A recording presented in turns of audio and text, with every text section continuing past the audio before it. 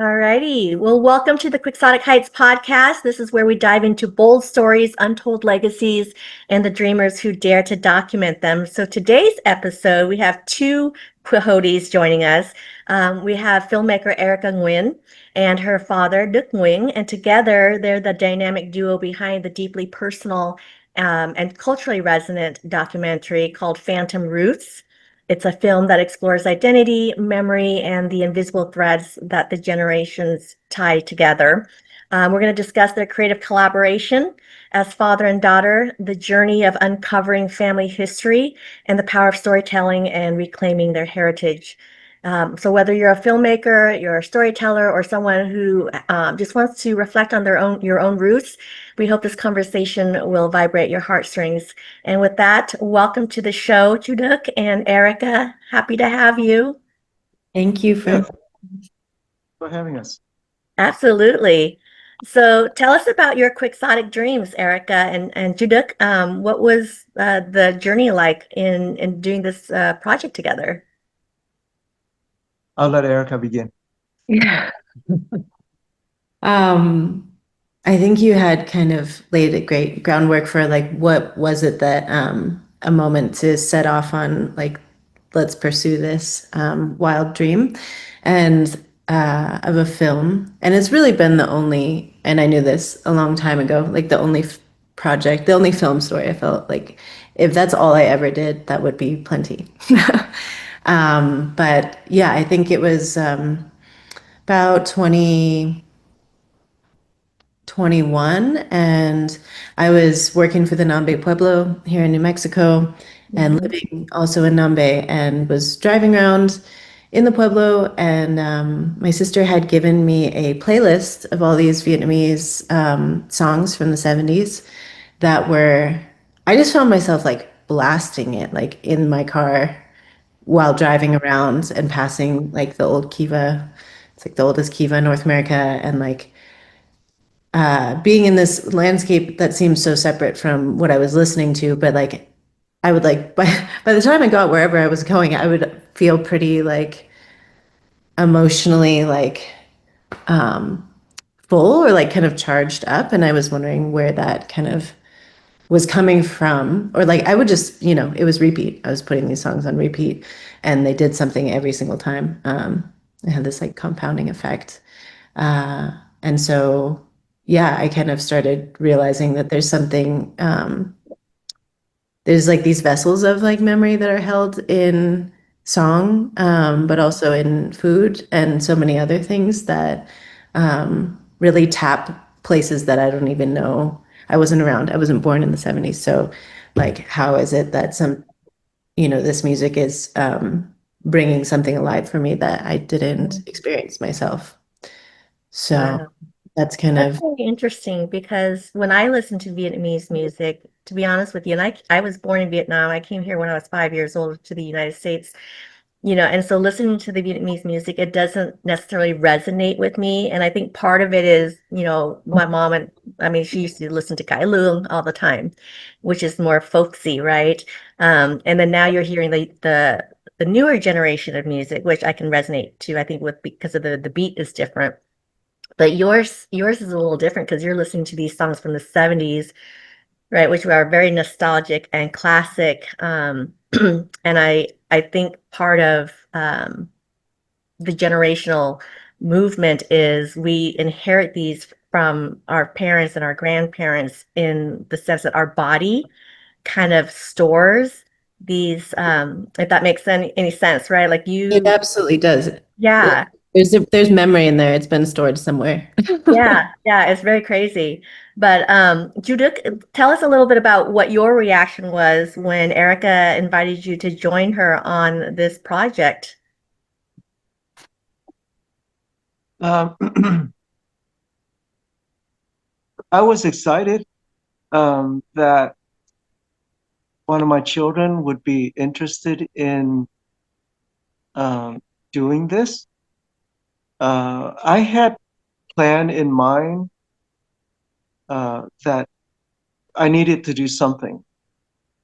And since Erica was successful, very successful with her last film, um, about Peru.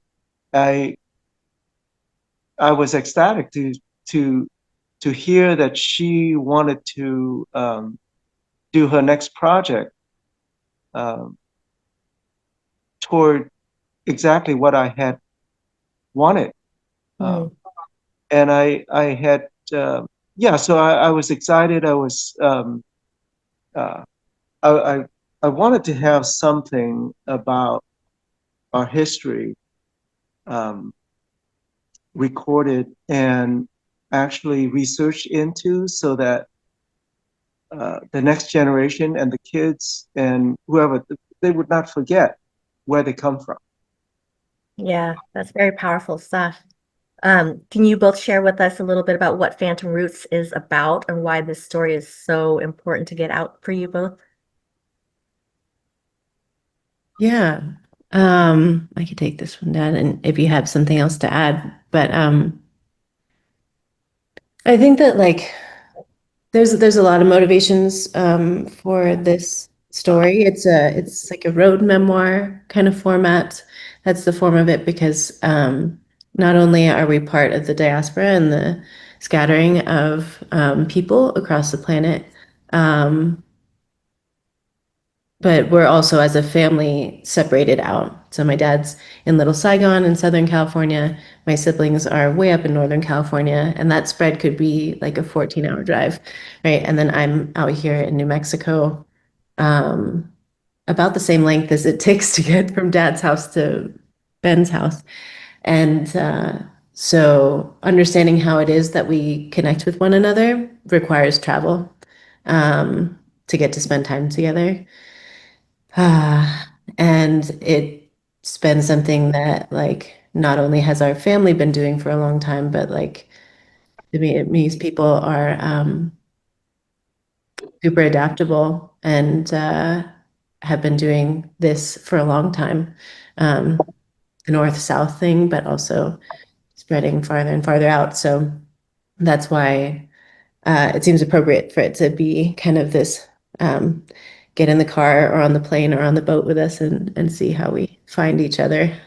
But it's really a film, in my mind, about coming home to ourselves Mm. when it's very easy to feel unmoored uh, for a lot of reasons culturally. And particularly here in New Mexico, where I find myself, there's not a lot of Vietnamese anything.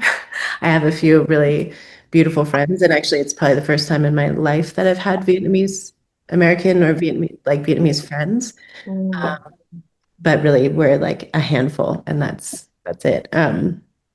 So what it means to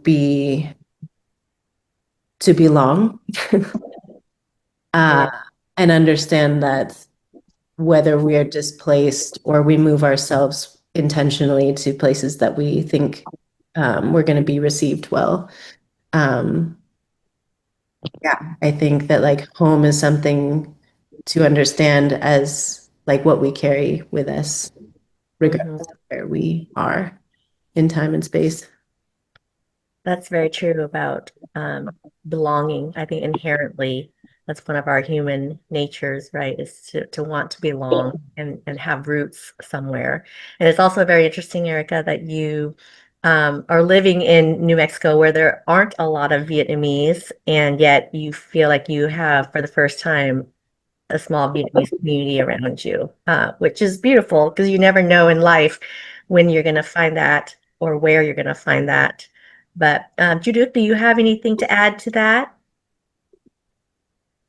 Why it's Um, so important for you to share the story? yeah, it's partly answered from the previous question, but um, I really wanted the to get in touch with to have the kids um, able to get in touch with their roots and knowing where they came from and how colorful, important that was to where they are, Mm-hmm. where it all began. Yeah. So I'm sure you probably kicked the tires a little bit in terms of the title. How did you come up with Phantom Roots?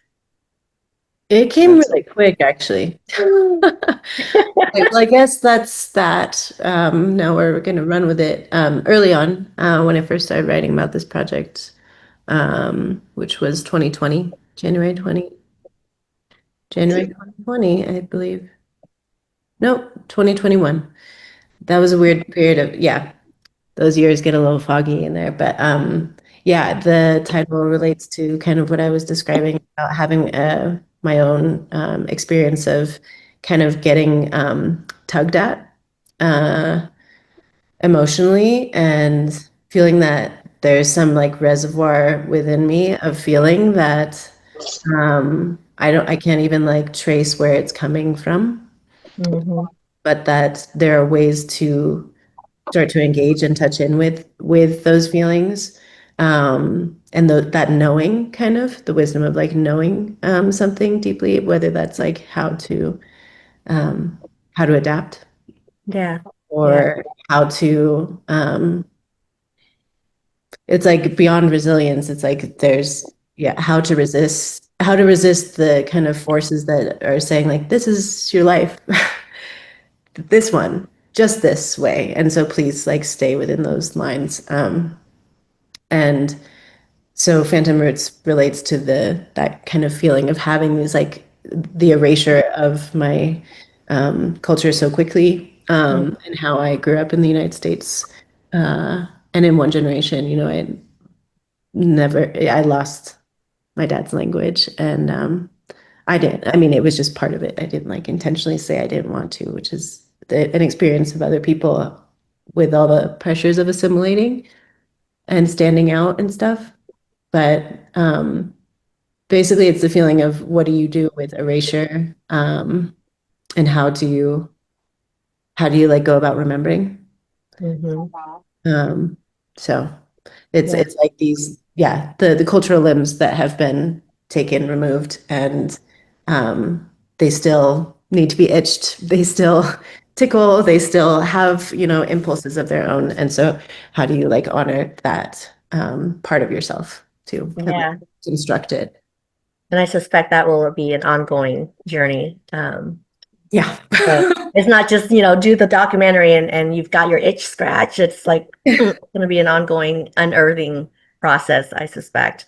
Um, so Judith, let me ask you this. Was there a particular scene or a moment in the filming process that you felt like it was, it resonated with you, or it was something that you're going to remember for always?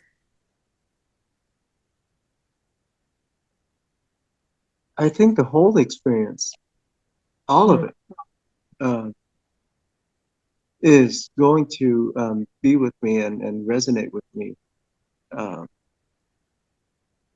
the experience not only I think will touch my own children deeply, um, but for me, it was certainly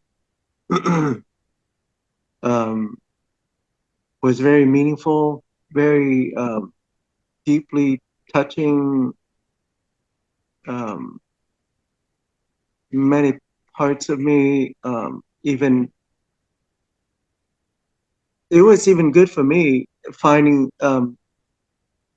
my own relations and roots um, that I don't know through life the last 28 years has all that business um, has kind of pushed it back um, out of out of sight, out of memory, outside, out of mind, kind of thing. And then uh, now that I'm retired, I'm able to have more time mhm. and and doing this project with Erica and the whole experience.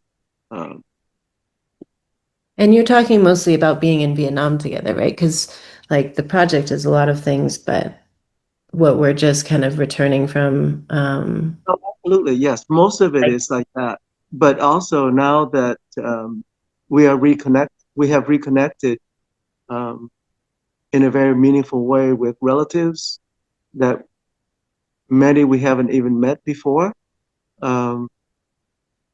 Is it brings uh, uh, meaning to uh, and and the title Phantom Roots is so appropriate um, that you have picked, you have chosen for this film.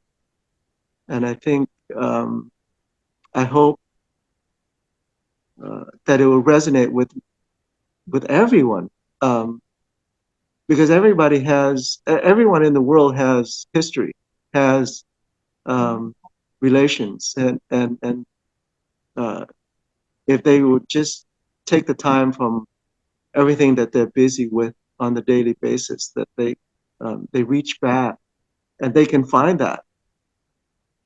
So I think that's beautiful, and it's also very brave that you two worked on this project together. There's not a lot of there's not a lot of collaboration there between, the 1.5, the 2.0 generations with the first generation of Vietnamese who came over. Um, so I think that's beautiful that you're doing that together. It reminds me, of course, of my collaboration with my parents on our books, but it's also, I think, Erica, Christina Vo, and they did their book also, My Vietnam, Your Vietnam, with collaboration with her dad. And so I hope that more and more, um, as our generation gets older and we're curious and we want to learn, as your generation, Judith, gets older, and it's kind of grappling with the history and sometimes the trauma too, that there's going to be more collaboration, or at least seeking to understand how our two narratives can dovetail together to make a new story, a new chapter for the next generation. But Erica, do you have anything to add to that in terms of, was there any specific scene or moment that was defining for you during this project? Many of them, but I think that for listeners, my dad and I just returned to the States from Vietnam after 2 months, 2.5 months of this really big production that involved orchestrating a water puppetry performance that adapted my grandmother, my dad's mother's writings. And so it's interesting to like sit with an idea for years, and then it's another thing to be like, okay, in 5 minutes we're gonna do that now. So I had a kind of private moment while preparing for the production, where we have our grandmother's handwriting, Grandma Swan, and that was the basis of the whole water puppetry story we were trying to tell, was based on her testimony and diary. And I wanted to bring her handwriting in to the film. And so the day came when we were actually going to shoot that scene of basically this beautiful traditional handmade paper sourced from the highlands, where they like put layers and layers down of these fibers in water and like dry them, and it's gorgeous. And I was like, okay, I want to use this paper and like retrace my grant. Like literally, we talk about like we're tracing the tracking, but this was like the literal, like, okay, I'm gonna put this on a window and I'm gonna sit here for however long it takes and like, letter by letter trace out what grandma had written onto this paper that I can then place into the lake of Tuatai, where we filmed the majority of the water puppetry. And pretty powerful. It's like an experiment. You don't really know what's going to happen. I have an idea.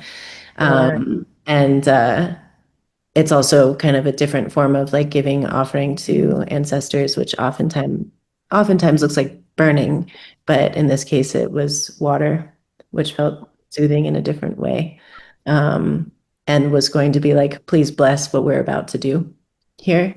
And yeah, it was pretty amazing just to watch what the lake did to that paper. Wow. Um, Is and the film in the editing process now, or when is it going to be released? yeah, I started editing while I was still in Vietnam, in Dalat actually. But yeah, kind of starting to make that transition into exclusively like post-production. There's a couple more scenes to be shot, but Okay. yeah, I think the release will probably be sometime, I don't know, just to throw out, I guess, like fall 2026 would be cool. Yeah. Yeah. So what's the process like from idea to actually releasing a film like this? Because I'm assuming, I could be wrong, but are you doing this as an indie filmmaker, where you're kind of taking it all on your own? Or This is a big topic, and it has a lot to do with the motivations of why you're doing something to begin with. And for me, there's a lot of value in engaging with this story right now in my life. Also in the timing of where my dad is at, and being able to travel and spend time with him in these ways. Uh, so it doesn't have a whole lot to do with I need to make this really cool thing to have that fit in with like a singular festival that's going to just like affirm what I've done, what we've done, what this can do for audiences that I truly want it to be able to see this film and see themselves. So in terms of like the intentionality behind a release of a film, and the life that it's going to take on after it's out of my hands is, it's a big conversation, but I think ultimately I'm interested in pursuing some kind of impact campaign that is well aligned with the whole ethos of what we're doing as a family and what we're doing as a community.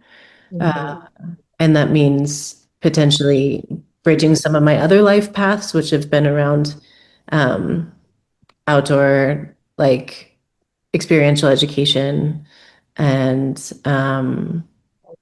the idea of like what regenerative storytelling can look like. So I'm interested in seeing what kinds of impact campaigns can go into educational platforms, in which we're not just the only way you can engage with the documentary is if everyone's sitting down very still in a very dark room with this big screen, and then you like get up and that's it, and you turn the lights on and you're like, any questions? Like I always hated that moment in school. You're like, what do I feel about that? Like yeah, maybe like there are other ways to express what was just given to me, you know, by moving my body around in space, or like go outside and like look at some. So I would love to have a way to engage with audiences that feels like they can also place themselves within an experience, and not just like, oh, what was it that they were doing, and like let's critique this thing, and you know kind of the basic ways of engaging. And who, like, it's also possible the water puppetry troupe that we worked with has traveled around and brought water puppetry all over the world before. It seems like it's been a little bit, but UNESCO collaborated with them to transplant these water stages elsewhere. And so what might that look like to pursue outlets where the film can travel in a way that also invites the collaborators that we found to like work with us elsewhere and like put on this performance, which is very different than filming it. Uh, and then like if you bring that out even further, like how do you get people to engage, not with like, oh, the spectacle of something, but like, hey, do you have a story that you might want to act out? You like get in the pond with us and like move these things around and see what happens Yeah. when you are physically putting yourself into like postures of work or doing. Or I mean, for me, a week and a half ago, I was harvesting rice at our family's in our family's village, our grandfather's village, and just yeah, like something in my bones knows how to do this. And when you get an opportunity to physically inhabit that, what where is that going to take me? Like, what am I going to dream about next? Yeah. I would love for the release of this film to have impacts that are not strictly like a singular, you have to sit in a movie theater and watch it. Yeah. So you both were in Vietnam for 2 months. Well, Judith, let me start with you. What was your day-to-day like in terms of reconnecting with family, but also working on this film?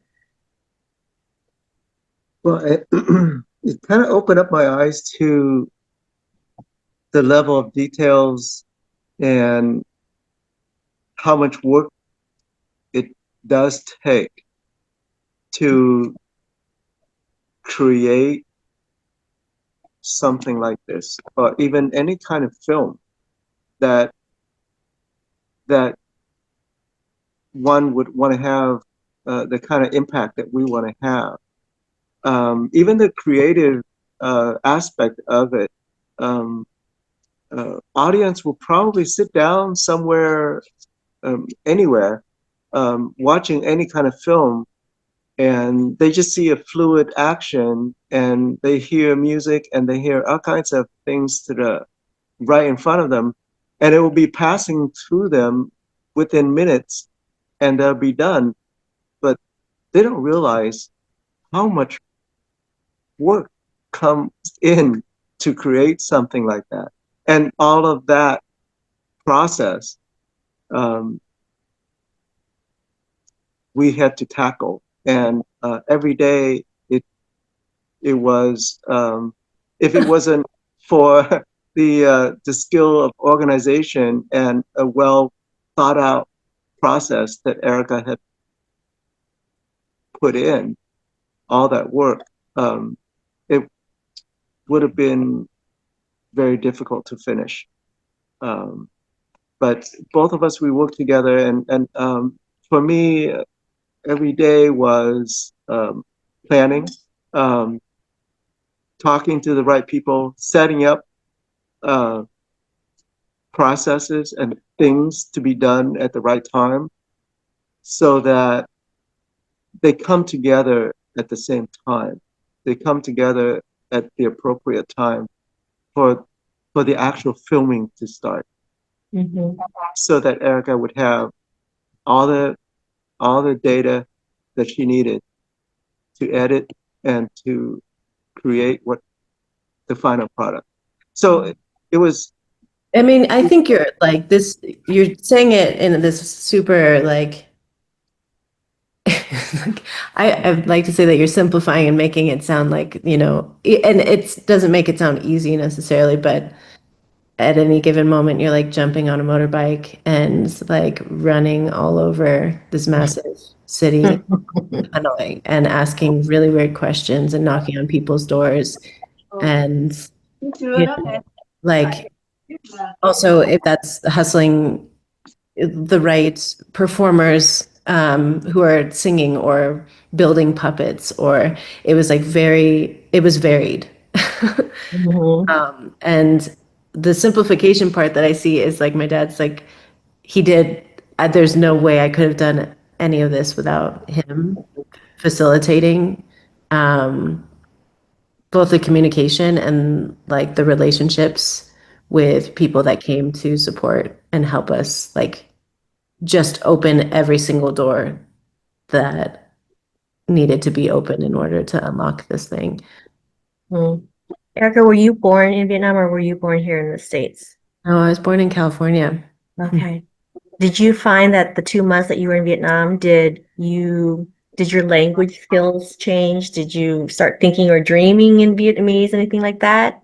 I did actually. I did. I'm still actually, it's the dreams are still coming a bit in Vietnamese, but um there was like a lot of trust involved in collaborating with my dad as he really was my voice for me. And understood that we've had enough conversations and that he really does believe in this and wanted to he understood. He understood what the task was and the intention behind it, which is even more important than the actual thing you're doing. So a lot of it was like watching and like perceiving with all the things I have that are not even linguistic to know how to like interject,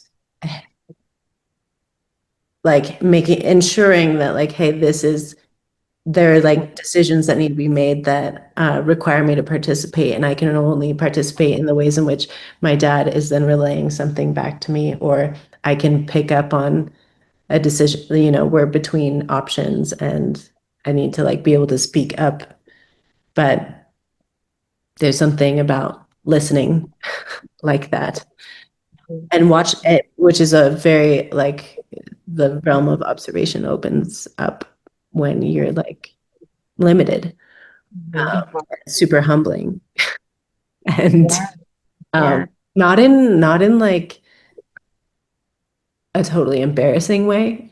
Like there's a lot tied up, I imagine, for many other like Vietnamese diasporic kids who are like things just go over your head and you kind of like get used to just like tuning out and like you're there in the room, but you're not able to laugh with them when they laugh or cry with them when they're crying, or you're like, what is going on? But it didn't have that same agitation this time around. And it was interesting that like after we filmed, so that was a month and a half in, and I went to like celebrate with the crew who were all Vietnamese. And they started saying, they were talking to me and I was like, oh my God, I understand what you're saying. Like, Yeah. and there were moments of like, okay, I could follow, like if I understood the context of we were on this mission, we're trying to find this puppet village and maybe see if they could make the puppets for us, or like where whatever it is, the task oriented stuff, I could gather enough and pull on enough words because I've been taking Vietnamese lessons for the last 2 years. It's very different than being there in it. But yeah, it was like you're not just saying a word that then I have to like turn in a lot of different weird ways. And hearing my dad, and also even coming back from Vietnam like 2.5 months later, almost 3 months later, really, from the time we left, and getting to visit with my uncle, my dad's oldest brother. And I mean, I've grown up with the man. Like when he would shift to Vietnamese, I'd be like, okay, like all of those sounds are familiar, but I don't know what they mean. And I'm like hearing him speak for the first time. It's like a pretty wild, powerful Yeah. experience. That's amazing. Judith, do you find that you've changed in different ways from the person you were before this trip to Vietnam with your daughter and then coming back? No, I don't think I've changed. Um, I mean, I think I gained the appreciation of the work that goes in something like this, uh, and but I personally I don't think I've changed. Yeah, as a person. Were there any points in time where you disagreed on how things should go or what the process should be like and that stuff? Oh no, we never had anything like It was perfect from beginning to end. It's Well, okay. Tell I us our think little secret. I mean it's kind of wild for as stubborn as we both are, and I get it from somewhere. It yeah, he conceded a lot to, and that just goes back to the trust that I'm like so infinitely grateful for. Um, Sometimes it's a question of like, why are we doing it like this, and to what extent do we have to be that exacting, or about how we want this to be done. So were But there yeah, any parts, sorry, were there any parts in the process too that you discovered about your family history that you didn't know before? That was kind of a surprise. Dad. Anything you learned? To me, I think I would reserve that, and definitely I know that would be the case for Erica and also my other children when they wanted to. But yeah, personally for myself, I no, there was no. I've known my history well. Okay. Yeah, I've always been well connected with um, yeah, where I came from, and Mm. I mean, for me, watching you engage in a place where our first trip to Vietnam together was in 2022. And I was like, whoa, dad is in his element.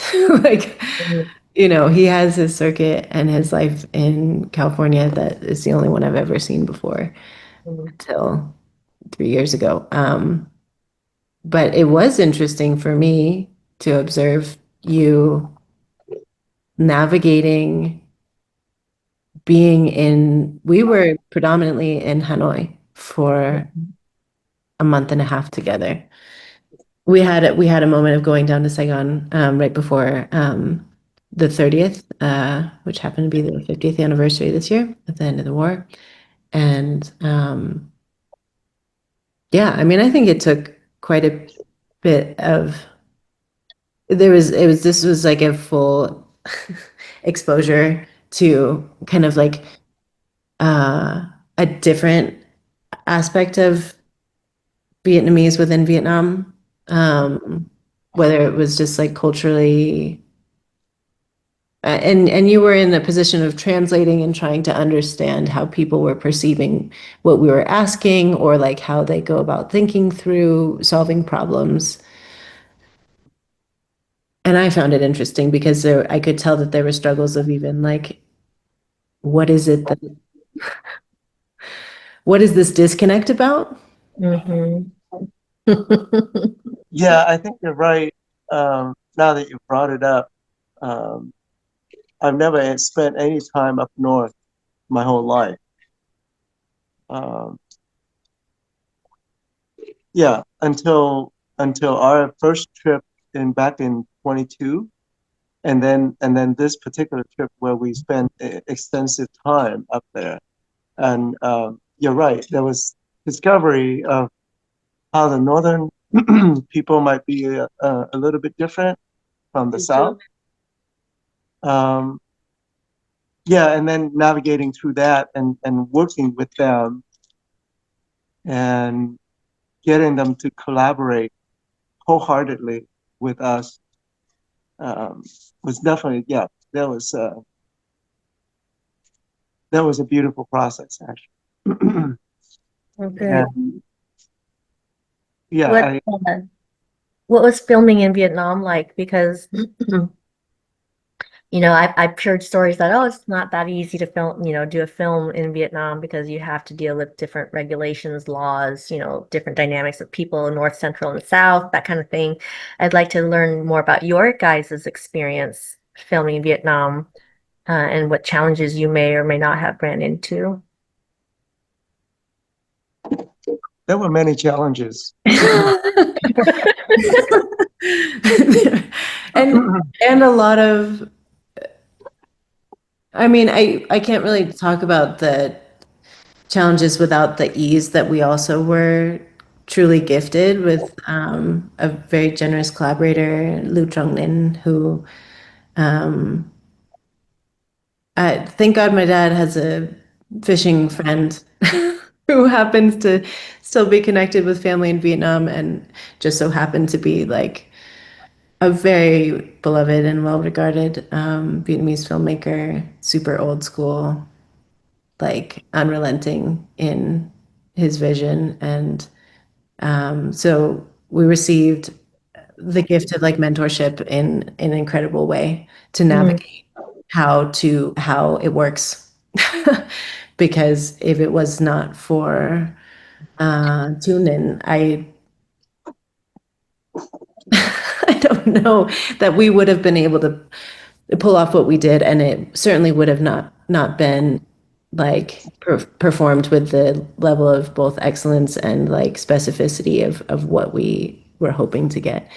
Um, and walking in with the ignorance of like, hey, we need to work hand in hand, because I myself and even my dad were not necessarily like traditional people. I didn't have formal schooling in Vietnamese education systems or anything like that to even have a basis for whether it's the poetry or the music or the performing arts.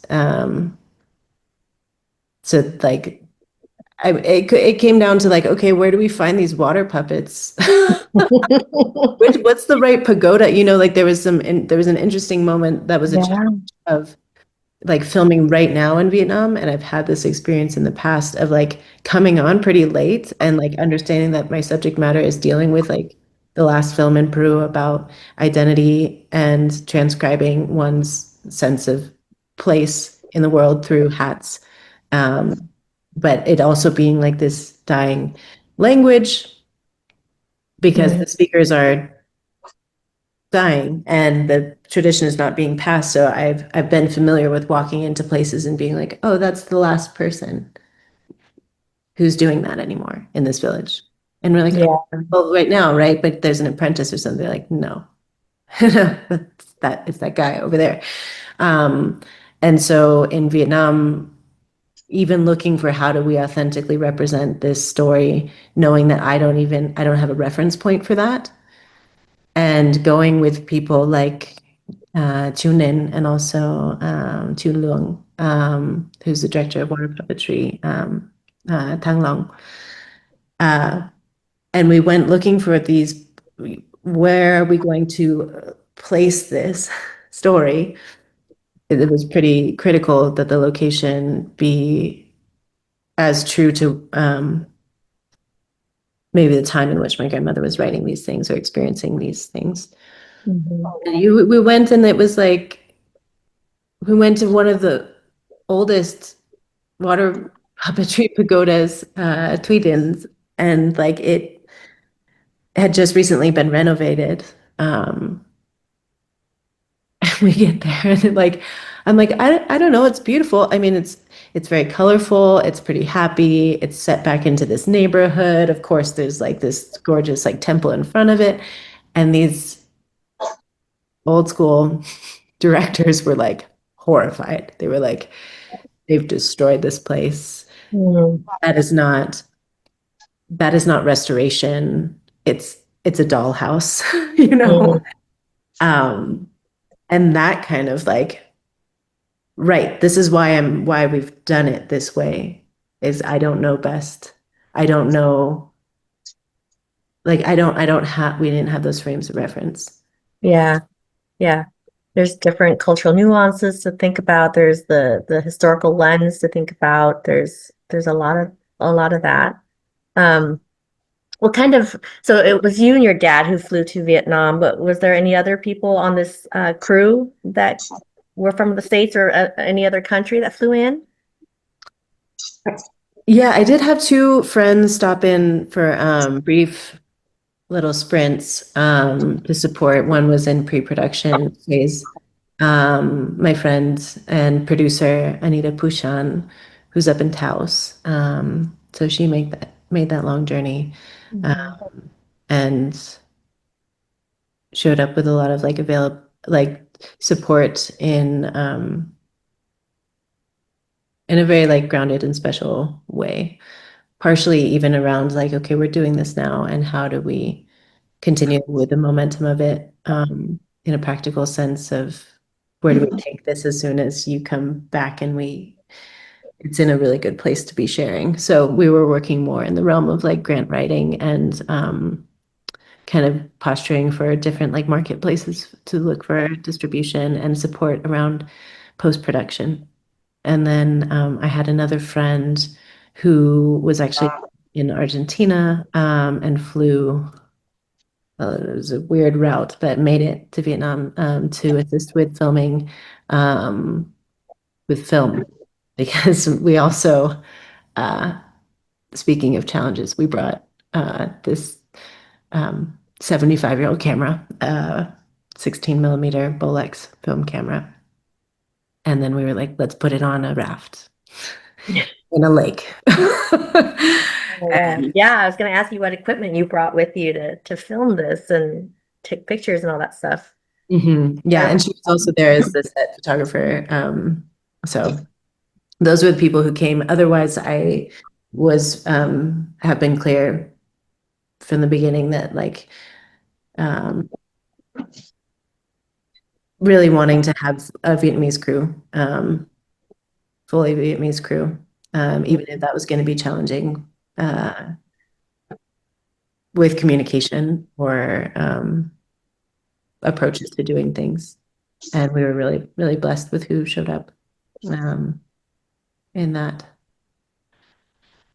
Thank you. We're actually coming up to our hour already, but I wanted to also ask, what do you want viewers of this film to take away from this? Dan? Well, I think first of all, we're telling a beautiful story, and personally, I would like to hoping that anyone who would watch this would take some time to look into their own history, to their own family history, and find their beautiful roots waiting for them to discover. Yeah. What about you, Erica? This is along those lines of, when you start digging around in the past, you find some pretty painful things in there too, often.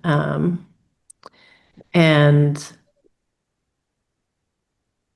I think, as the credits roll, potentially what people are left with is not, wow, those people really suffered. Because it's kind of a paralyzing place to end. And that isn't the end because there's so much vibrancy in the Vietnamese culture. And that comes from really attending to one's sense of like cultivating joy for ourselves. Whether that's waking up at 5 a.m. and going into the park and dancing, because hundreds of people are doing that every day in Vietnam. But, I think this story is one when we look at all the different stories of our family members, whether it's what my dad does or what I'm doing or my brother or sister are doing, we are pulling from these well springs of joy within us that are not outside of us that we have to go and bring it in. It's not like that. It's actually there if you know how to relate to it. And knowing that that's a shared thing that like our history and our people have been doing and they've had to do out of really horrific hardships makes me feel less alone. And I want that to be something that people are left with, is not isolation, but recognizing themselves in that and be like, oh, coming home to myself is also walking in the front door and knowing that like my grandma's in there too. Maybe Yeah. she's writing at the kitchen table, or maybe she's singing some folk song, or my grandpa is performing some wild spirit mediumship. Like they're all in there doing things too. Yeah. And That's so beautiful.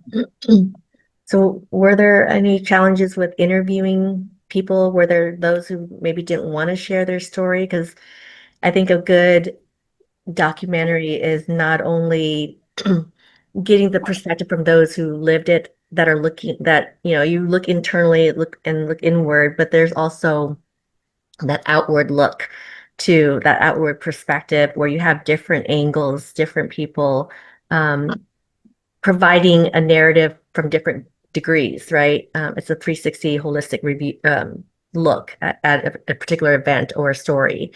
But yeah, I was just wondering if you had any resistance um, with interviews.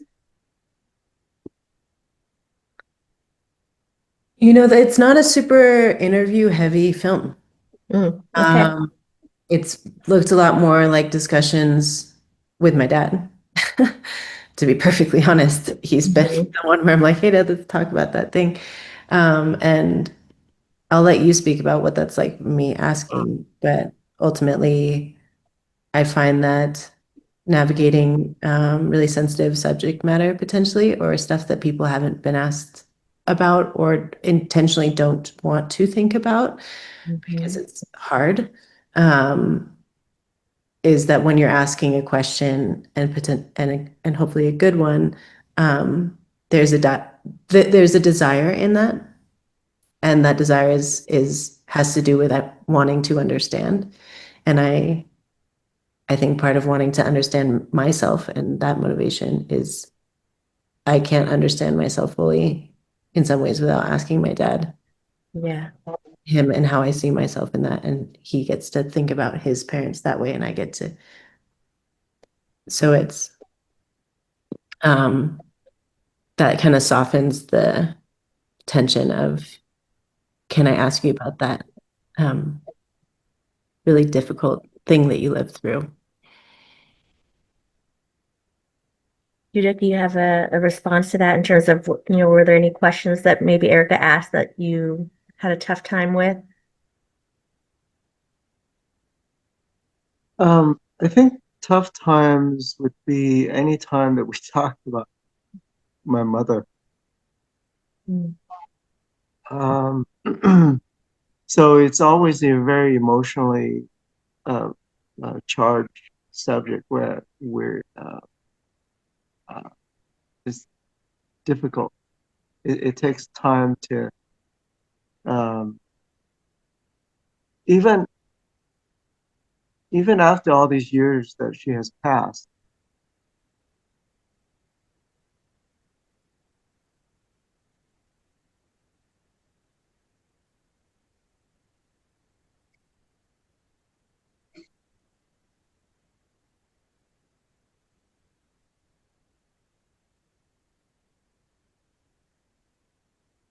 It's really okay to take a moment to honor our loved ones, because I feel the same way, Judith. My mom was my everything. So when she passed, this journey that Erica's going on is a journey that I went on, and it's a healing process. It's definitely a cathartic process, but it's also a beautiful thing. And as we celebrate and honor our elders, the sacrifices that they went through, especially with the 50th anniversary here, it's an opportunity, I think, um, to start celebrating. I think for so long we've lived in this trauma together. And Well, go ahead. I I never thought of it as a trauma, even though it was very traumatic and traumatized process to go through leaving your country. But I think back to the original questions is that yeah, I think that most of the time it's the only subject that um, was would take some time for me to process the questions that Erica would ask, and then calm myself down, and then answer her appropriately. And then I knew she needed answers and information to go on.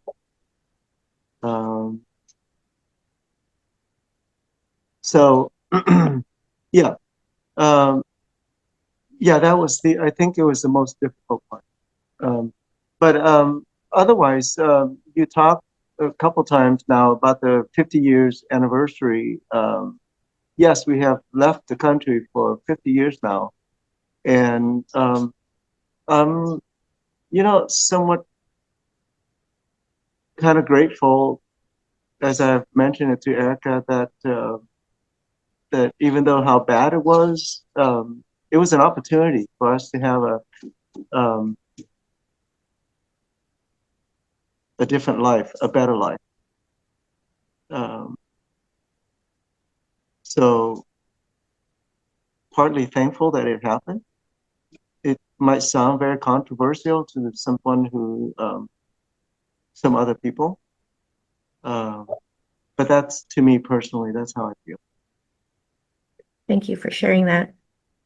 Are there any topics that you both want to talk about that we didn't get to chat about yet? We will be here all days and maybe turn into weeks and months. We're going to release this in a 5-part series. Yeah. Oh, here's what you had prompted a sweet question of, like, if there was a Vietnamese dish that instantly kind of brings you back to childhood. And I was thinking about it because you're like, all right, pho is too easy. Like, of course, every time, that's we all know that. But when I was thinking about actually what came to mind, Dad, you might laugh about this, is Tao Gad Thai.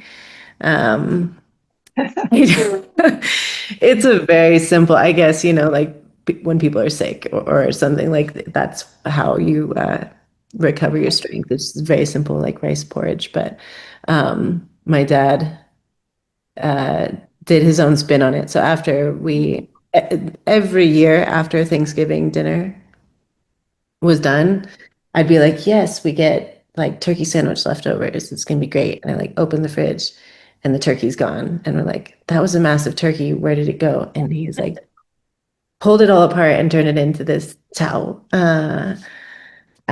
And yeah, so. Hey, I'm with you. I love jiao. I love the congee. And my mother-in-law, who is not Vietnamese, does the same thing. She will find a bazillion ways to make leftover turkeys. And she'll do like a turkey dumpling soup, American style, but she'll also do the congee, jiao. I don't even know how to say turkey in Vietnamese, but yeah, what you guys said. Yeah, that's I love jiao, and I love that you love that too. But Dad probably has you probably have a good one, Dad. I can guess. That's very interesting that you mentioned that, Eric. I mean, it was it was completely out of my mind.